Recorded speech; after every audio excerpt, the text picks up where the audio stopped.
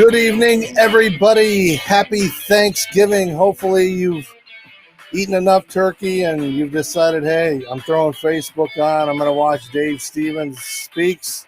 Who's he got as guest? We don't know.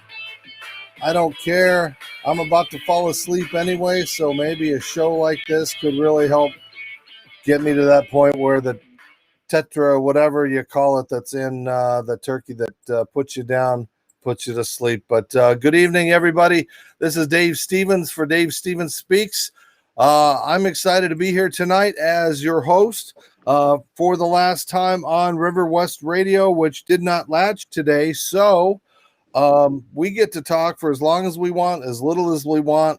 Tonight, I wanted to give thanks because given COVID and the current situations, there's a lot of people in my life that I can't be around. And two of the most influential people in my life happen to be sitting at home with their families and decided to take this opportunity to kill 30 minutes with me. So over here is my wrestling coach from high school. That would be Victor Smith. Coach Smith also coached me in wrestling and has been in a lot of the videos and things, and also been a part of my life when I've been on the road, and I can have him come to games like Cardinals games and when we get to be on the field and do all these amazing things because he's given so much to me. And then below me here is my other good buddy, Dave Bowen. And Dave has been a part of my life for the last 17, 18 years. We discovered each other with this amazing golf tournament that he started. He started the Celebrity Amputee Golf Classic with Sam Battison down in Florida, and we kind of just became brothers by different mothers, and we kind of have evolved, and he's been a mentor, a huge help in my motivational speaking career. And, you know, we kind of guide each other when things go wrong and we need each other in our lives. And so here's a couple of people tonight that I'm just going to interview, and they can pretend that I'm not in the room because I'm going to ask some, you know, tough questions and sensitive things. But after that long introduction, Coach Victor Smith, welcome to my show. Hello, David. How is Arizona treating you? What? How is Arizona treating you? Oh, pretty well. We've had pretty hot weather, but it's certainly better than freezing to death and shoveling snow. So we like it. And, you know, normally you and I are together at a lot of the holidays, and it's kind of not been fun, but you just celebrated your 70th birthday. Congratulations on getting to 70. How did that feel? Feels like 80. And yeah, Dave, how are you guys doing down in Florida? Dylan, Blair, Angel, what's going on down there with you guys? Everything's fabulous. You know, Angel's finishing up her final semester. She's got her final on December 1st to complete her RN nursing degree, which we're really proud of her for doing that, going back to school at 45 and finishing that. And the kids, and Blair, she's finishing her final semester as well. She'll graduate in May from college with her degree, and Dylan's cranking away at baseball. So, and then we have a young man, Johan, who lives with us from Canada that plays with Dylan, plays baseball with Dylan at TNXL Academy. So we've got a house full, and it's been a fun couple of days here celebrating and giving thanks for so much that we do have to be thankful for. And I am thankful for the opportunity to be here tonight. Well, thank you. Thank everybody. Oh, it's all thank you. But let's get right to the thing. Victor Smith, what did you think about the first time that this little legless guy came into your locker room and wanted to play high school football? Well, if you remember correctly, David, it wasn't a locker room. It was outside the top of the steps going down the hill at Wickenburg High. You were waiting outside one of the double doors there, and I stepped out and you said, hey, I want to join the football team. And I looked at you and said, well, how long are you going to be on crutches? And you said, forever. And I said, well, I don't think they'll let you put those on a football field. He said, well, I don't usually need them. And I'm going, okay. So I said, well, you get clearance from a doctor, you can come out. No problem. We'll see what you can do. And you said you didn't know if you could get clearance from a doctor, but you tried. Sure enough, a couple of days later, you came in and said, I've got the clearance. I said, okay. And that's the first time that I found out that you didn't have any legs. So that's how you got started. And, the thing I look back on those opportunities, one was that you had the, you know, insight to put me where you would put me on defense, because it was your idea to put me at nose tackle. I don't know if you remember the first time you guys were like, well, what do you want to do? And I said, oh, I could snap the ball. And I hiked the ball right into Julian Arona's lower male reproductive areas. Yes, And, he walked very gingerly for a while.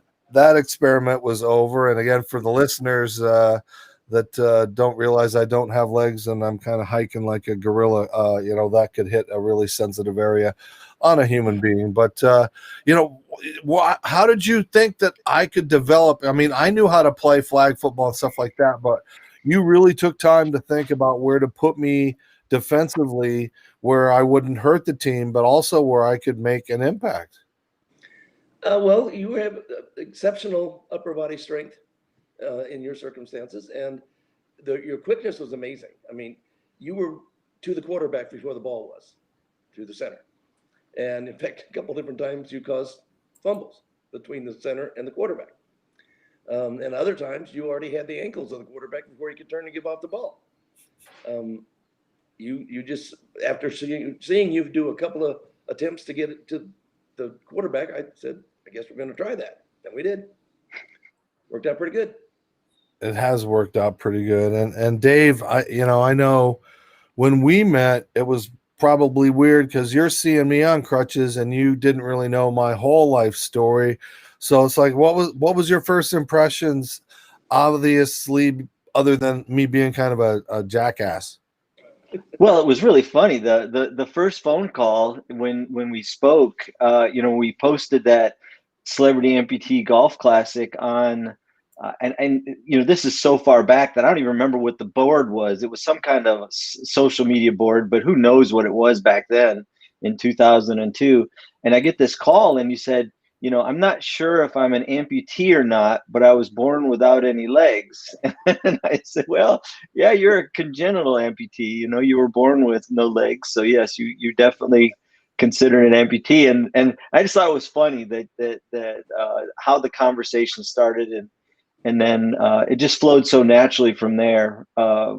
Just that first year of the Celebrity Amputee Golf Classic, getting to know you and your family and all the experiences we shared. I think what amazed me most was your drive, just your passion and drive to try to help other people and to take that pressure off of other people who are in a similar situation or lost the limb. I think that's sometimes tougher for people. You grew up without any limbs and without any legs. Somebody who has legs or loses an arm or a leg, it's a little bit tougher for them to deal with it. So I believe sometimes. And so just to see your attitude that first year was amazing, and every year since. So obviously you're an inspiration to a lot of people, but I wouldn't have said you're a jackass. I just thought it was really funny that you the way that you started the conversation. Well, you guys know my history, and most people know, I talk about my history of how poor I grew up and where I came from. And, Coach Smith allowed me to stay at his house and to do things that I couldn't do, and kind of, things that you can't do now as a coach these days. You don't get to have that mentor relationship, and Coach, I wonder, what did you see that said, I need to help this kid a little more than I would, Jim Ford or Killer or somebody, some other person. I was like, what did you see? Because again, that's still kind of a unique relationship, coach player. I agree. I haven't had any others. I've had a lot of relationships, but none quite like yours. Going along with what was said, your tenacity, your courage. A lot of people wouldn't want to get out there and have their fingers exposed to football cleats on a regular basis. Your durability. I've seen you get thrown all over the wrestling mat and pop up and win the match. So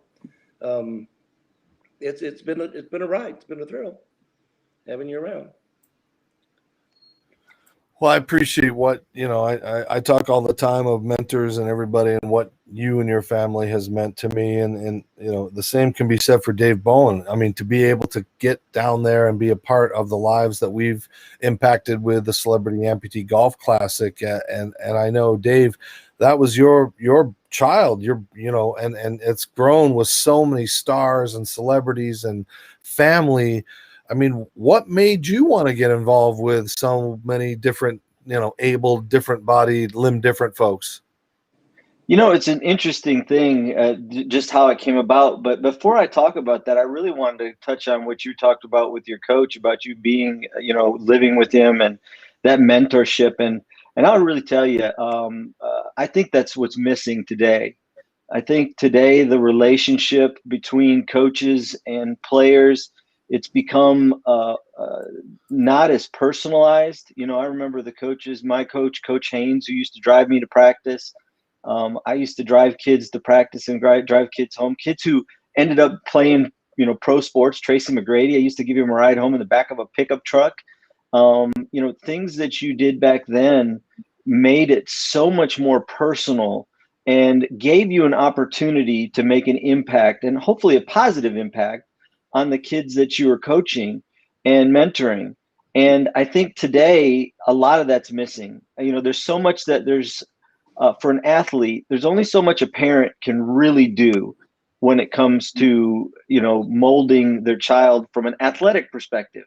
And I really, commend you, Coach, for doing that, because I've mentored some kids in high school. Dave had the opportunity to meet some of the young men, and I still today getting text from them today on Thanksgiving. And I just wanted to comment that I think that's really missing today. I really wish that coaches really took, and some do. I shouldn't say that it's missing, but I do see it a lot, especially with my son, and you see it with travel teams and different things.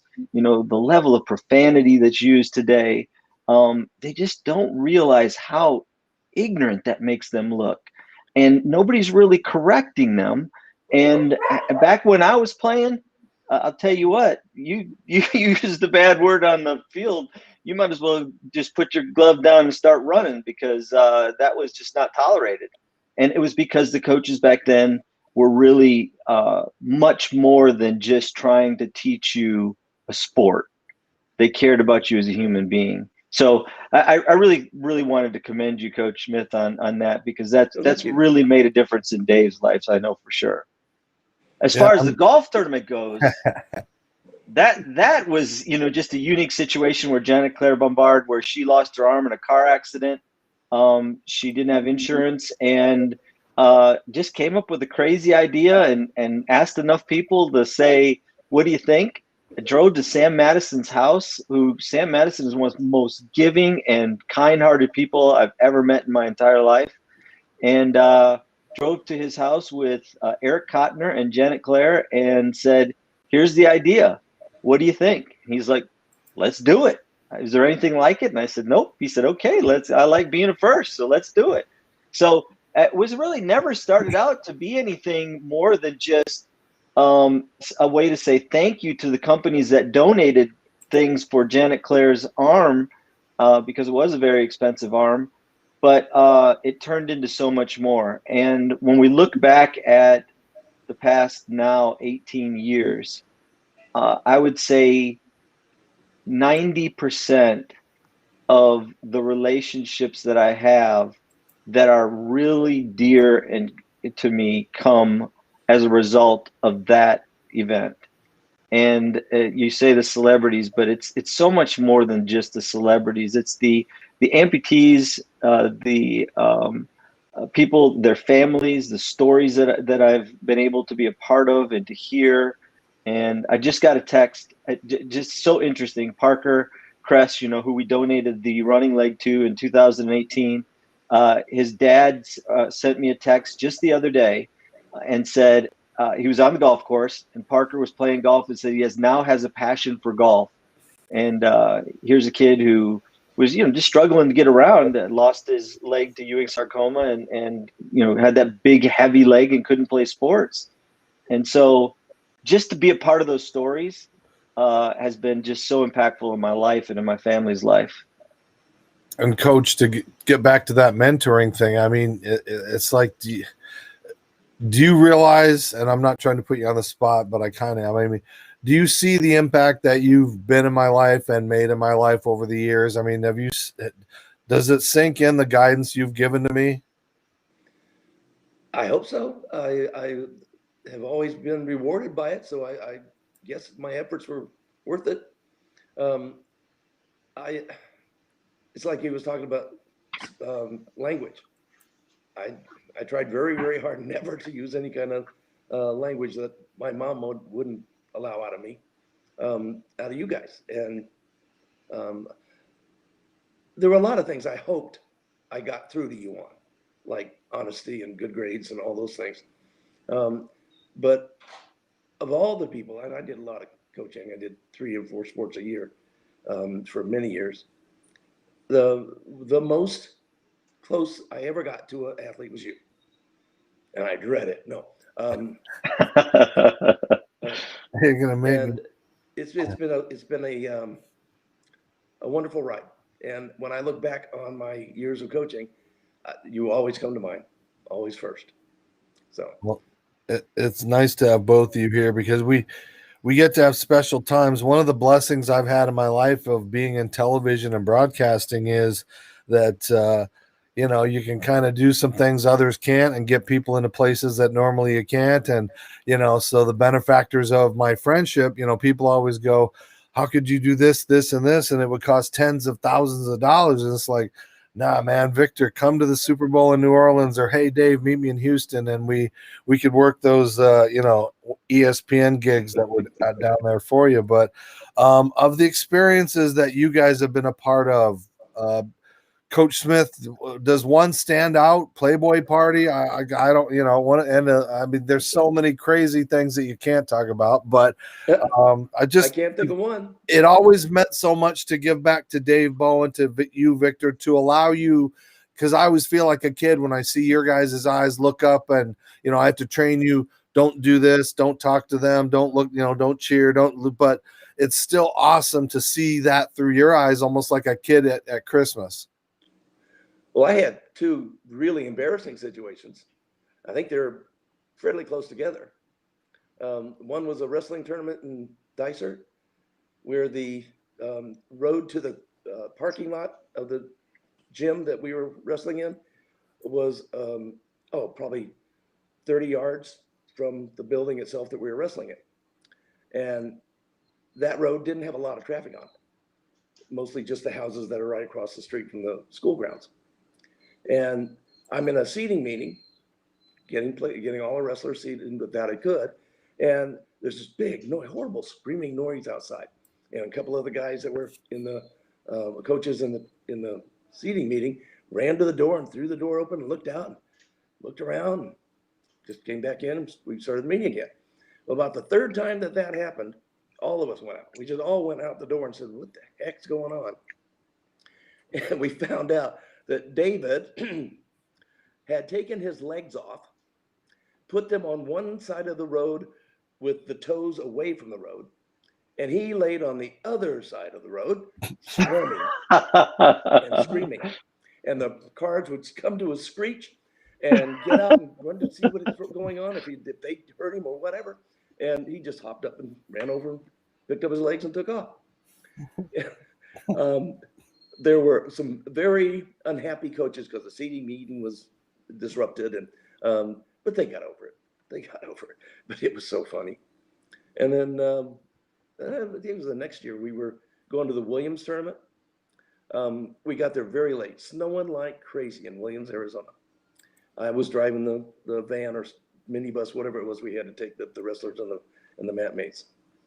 And we get there. I get out of the car, out of the bus. We get the kids started into the gym, and we realize that never been there before, the actual doors were on the other side of the gym. Well, I didn't want to try to back up in that snow and stuff. So I just told them, okay, grab your stuff. Let's take a walk. So we start around the building. Finally, we get to the building and realize that there is a door about 10 feet away from where we were. It was just pretty much covered with snow. Okay. But that was the door we were supposed to come in. All right, well, sorry, we didn't come in that way. So they shoveled it off, right? That's all cleared up. And about 20 minutes later, in comes Joe City, the bus for Joe City and their wrestlers. And they were the best in the state for small schools and did a lot of winning in the upper school brackets too. Very good wrestling team. And when they got there, David had gone out to get a piece of clothing that he'd left on the bus or something, maybe his headgear, I don't remember. Anyway, he went out to get them. And in comes this bus from Joe City. And the kids start dragging themselves off the bus and say, how do we get in? How do we get in? He said, oh, you got to go all the way around the building. So they did. They did. And I mean, I felt bad because I got us in that problem in the first place because I didn't check on it before I sent everybody in that direction. But he made the other team go that way because he wanted them to suffer too. So that's pretty bad. Oh, and you know how he got them to go that way?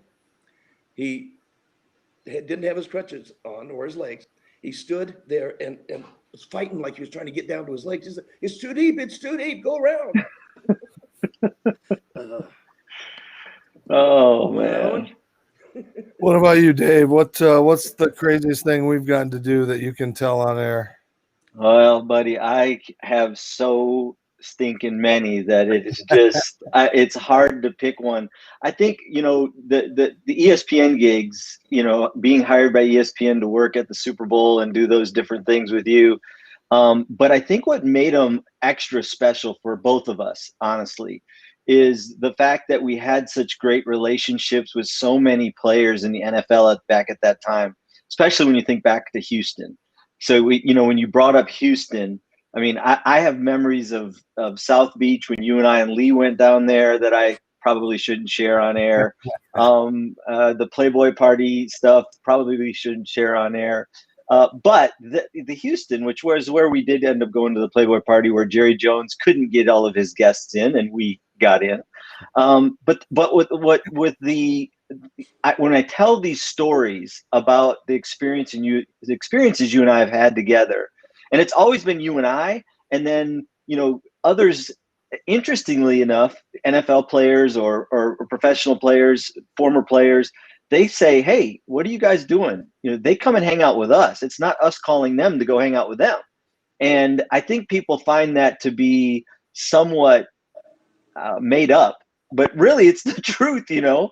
And so what really sticks out to me about Houston was we were at that party and we were sitting on that couch, and Nicole Richie and Paris Hilton came and sat beside of me, and you were sitting on the other side. I think you're sitting on the other side of Paris Hilton.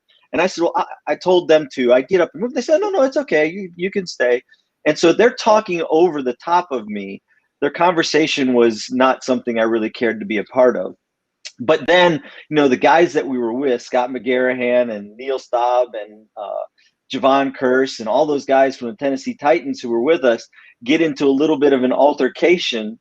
And just to watch that all unfold was just something that was memorable. And then for Scott McGarrahan to be driving by in a limo while you and I are out on the road trying to get back to our hotel, and he's staying in our room and he keeps going. I remember that too.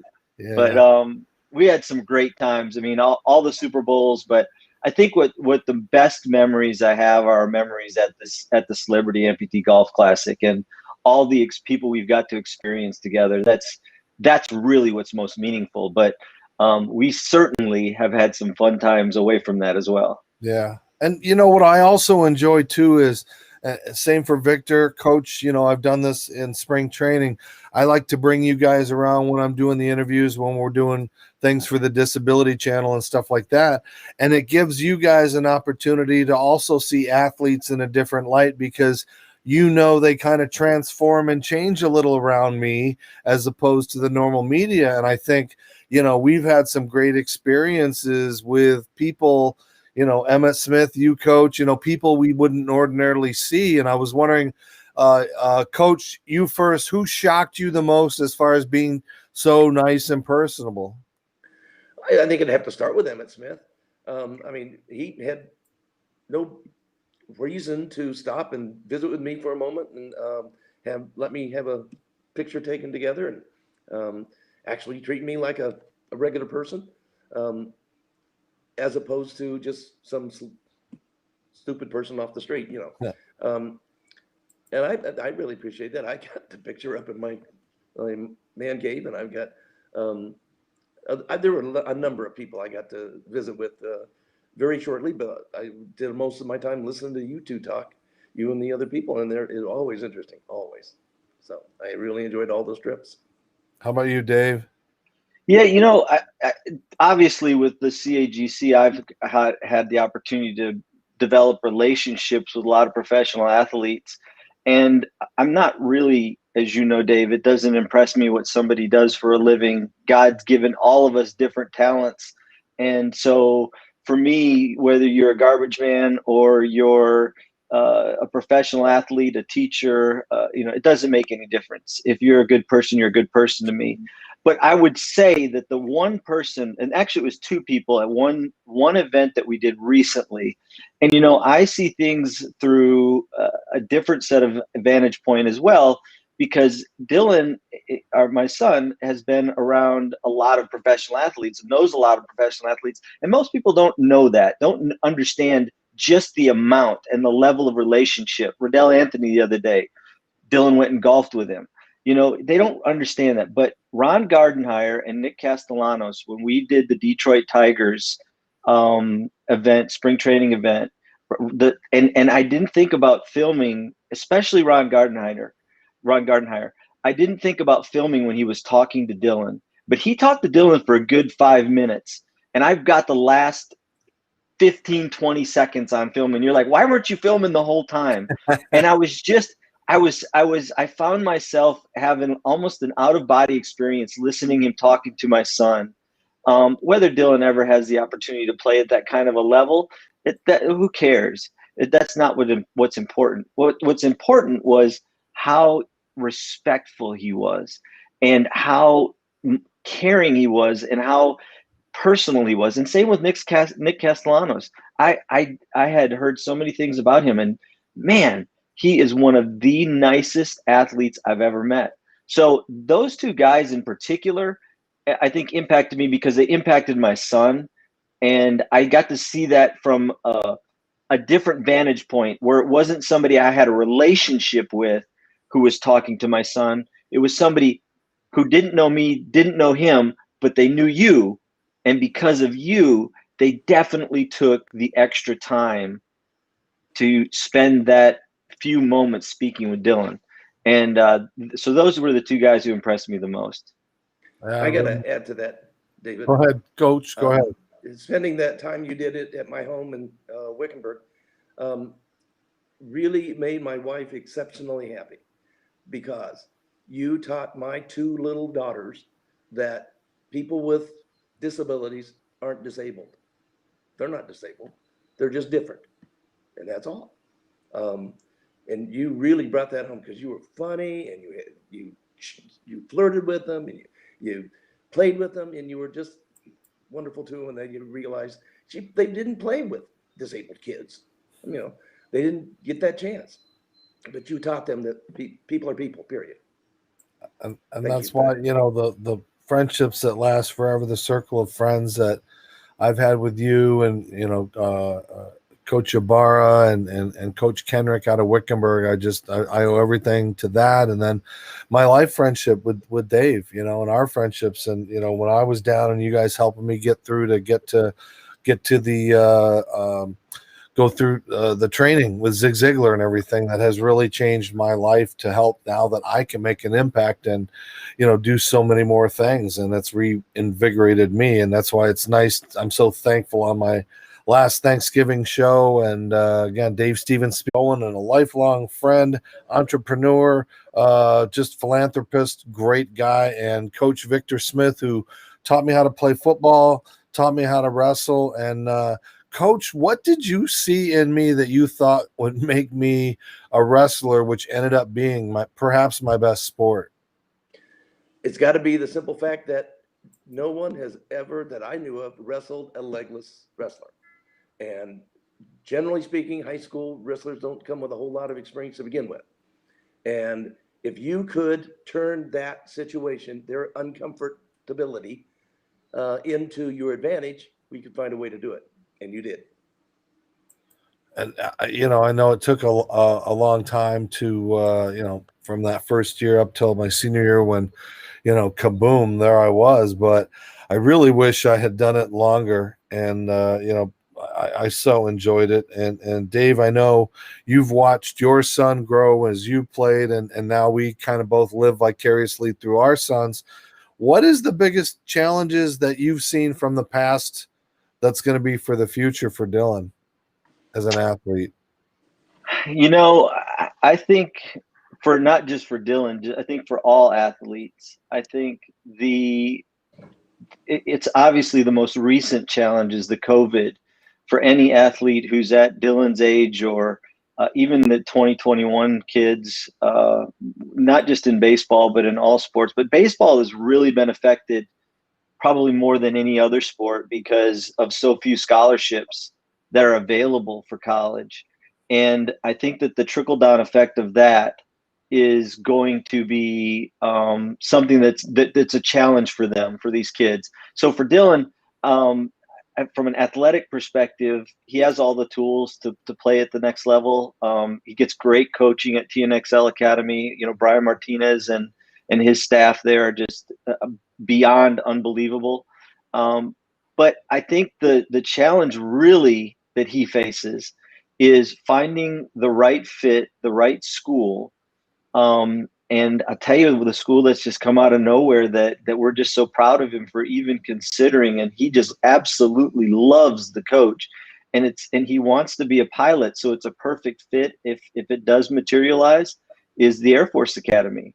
Wow. And we'd be so honored for him to do that. But I think that it would be cool. But I think the COVID-19 situation and how it's changed college athletics here in the immediate future, and they continue to make those changes. That's the biggest challenge for these young kids, because they're keeping kids longer in the college, extending their eligibility, which limits the number of kids these schools can take.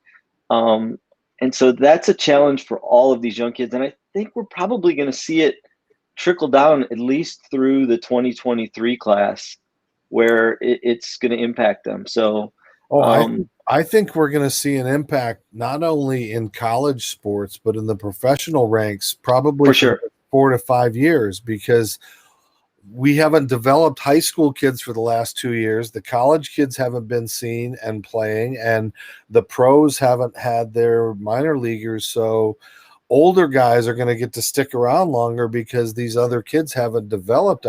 It's going to, we are going to have some mediocre playing sports in a few years, and I really think, and I think it's going to be like that for the education and everything else that we've kind of just, but that's another topic for another show. But well, I do want to say one thing about that, though. I think with us, with having homeschooled our children, both Blair and Dylan, and them starting to take college classes, it's something I would encourage every student athlete to do. And fortunately for Dylan, he has been able to continue to train because TNXL Academy has continued to take precautions and be able to train and continue to improve. But you're right, these poor high school athletes, they're going to be in trouble. And I wonder, for everybody down there in Florida and everything, is it tough for you to continue to let them play baseball? No, it really it isn't, because obviously being in the healthcare field, COVID-19 is a real serious situation. Don't take it lightly. But I think there are precautions that you can take, and the right organizations like TNXL Academy are taking those steps and measures where they're monitoring the kids and really being cautious. So we haven't had any situations where it's impacted things. So I think as long as they're healthy and able to continue to compete and don't have let me change what I said. I think that the thing about them competing is not a problem. I think what we have to be concerned with as a general population, though, this isn't just sports, is the population who have comorbidities that when they get COVID-19, because they have pre-existing conditions that could be impacted negatively from that, kids taking it home and being carriers and not even having any symptoms, that's where the danger lies. So taking those precautions and making sure that they're not exposing people who are susceptible to having, further health complications, that's where we have to be careful. But for the athletes themselves, they're in such good shape, and it just doesn't affect the young, knock on wood so far, like it has the elderly population. So from the athlete's perspective, I think it's fine. Well, I'm so glad that at least your son is continuing to shoot for his dreams and our dreams and everybody's dreams. And Coach, I just wanted, as we wrap up, what has been the worst part of COVID and what you've had to go through in Arizona?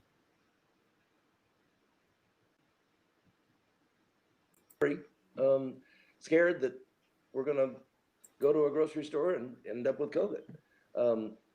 I went and got tested recently because I got a cold, and I didn't want to risk it. Find out too late that it's actually COVID. So I went and got tested. My test results in 2 days became 8 days, but I finally got it, and I did not have COVID, which I kind of figured because I didn't have all the symptoms. But it was a tough 8 days in terms of, I don't want to give it to my wife. I don't want to give it to my daughter. I don't want to give it to, I didn't want to be guilty of communicating it. So we've been isolated and all that stuff, but I didn't want to give it to Susie. So, that's a very difficult thing where you're in a situation where you don't know if you've got it or not. And that's true for all of us. And giving it to someone you love or anybody else. So that was hard. Was today the weirdest Thanksgiving you've ever had? It's the first Thanksgiving we've ever had as just she and I. We've always Wow. had big family stuff, but this year it was she and I. And it was fine. Dave, what did you guys have? We actually celebrated Thanksgiving yesterday, and as you know, we like to go mudding. So we had our normal family get together, and then it was outdoors. And then we went out to the mud hole, took the four-wheelers and buggies out to the mud hole and got a little dirty.